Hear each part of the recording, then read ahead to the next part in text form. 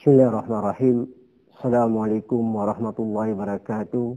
Ikhwatul iman, akhtul mu'minah, pemirsa yang dimuliakan Allah SWT.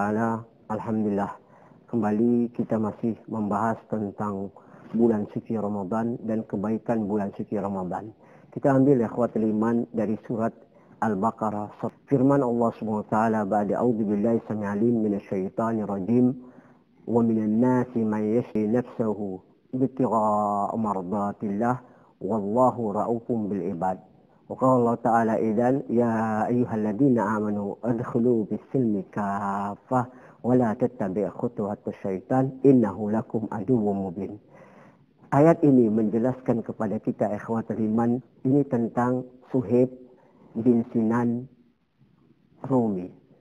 Wa kata Ibn Abbas dan Anas bin Malik Sa'id bin Musayyib, lamma nazala hadi ayat li Suhaib bin Sinan Ar-Rumi au yunadi Suhaib Ar-Rumi, ketika ayat ini turun, kata Ibn Abbas dan Anas bin Malik Sa'id bin Musayyib, ayat ini menjelaskan kepada Suhaib bin Sinan Ar-Rumi atau Suhaib Ar-Rumi.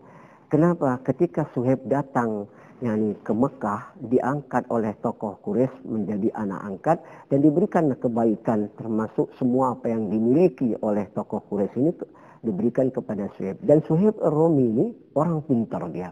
Dia orang pintar, dia memiliki pekerjaan yang luar biasa. Dia bisa membuat, ini dalam arti kata senjata untuk berperang dan yang lain-lainnya.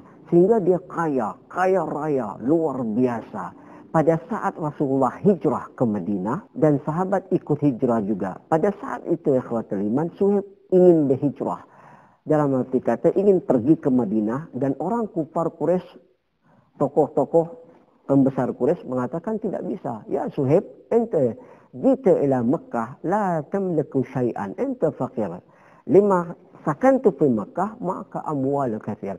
Al-an tabgha takhruj lil hijrah Madinah, takhudul amwal ma'ak? La. Baik. Kata orang kufar Quraisy, ya Suhaib, ketika engkau datang dulu di sini, engkau tidak memiliki apa-apa.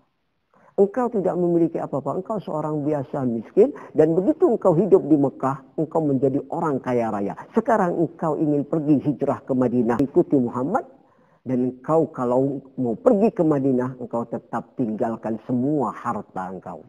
Kata Suhaib, apa yang kau inginkan kepadaku?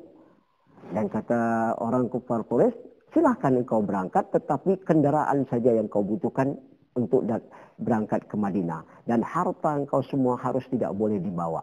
Ini diboikot ikhwatul iman. Maka kata Suhaib, silahkan boleh, asal kalian mengizinkan saya pergi, nanti saya akan mengatakan di mana tempat harta saya. Akhirnya Suhaib pergilah ke Madinah. Sampai di Madinah, Rasulullah bersabda, begitu melihat Suhaib, Rabiha Suhaibun. Maka beruntunglah Suhaib. Dari ayat ini, wa minan nasi may yashri nafsahu ibtigha'a mardatillah. Ada orang yang dia jual semua hartanya, dirinya hanya untuk Allah Subhanahu wa taala, dan luar biasa ikhwatul iman. Maka kata Allah, ya ayyuhalladzina amanu adkhulu fis silmi kafah wa la tattabi'u khutuwat syaitan innahu lakum aduwwun mubin. Wahai orang yang beriman, masuklah Islam secara keseluruhan. Janganlah kita mengikuti jejak syaitan atau tipu daya syaitan yang mana menjerumuskan manusia ini dalam kesesatan. Maka masuklah Islam secara keseluruhan. Ketika Allah SWT memberikan kita umat Nabi SAW 1 bulan hadiah puasa Ramadan, itu pun hanya setengah hari. Bisa 12 jam atau 13 jam. Di maghrib kita makan. Terbitnya fajar sampai terbenam itu kita menahan. Dan puasa yang luar biasa. Kama qala Allah Ta'ala, ya ayyuhalladzina amanu kutiba alaikum siyam kama kutiba alladzina min qablikum la'allakum tattaqun. Dan juga kata Allah, ayyamum ma'dudat, hanya singkat waktu saja. Dan 1 bulan tidak diberikan kepada umat yang sebelumnya, hanya kepada Nabi SAW. Dan singkat kita cuma puasa ikhwatul iman. Setengah hari saja. Tapi kita lihat masih juga banyak orang berbuka di siang hari. Masih juga banyak orang yang tidak memperhatikan siam ini. Padahal Allah tidak minta kita berjihad dari harta kita. Tidak kita minta berjihad dari jiwa kita. Hanya Allah berikan ibadah untuk kita mudah. Tak perlu kita mengeluarkan harta dan jiwa seperti sahabat-sahabat Nabi termasuk Suhaib Ar-Rumi ini. Dan hanya Allah inginkan kita mendapat pahala. Sehingga Allah mengatakan siam li wa ana ajibi.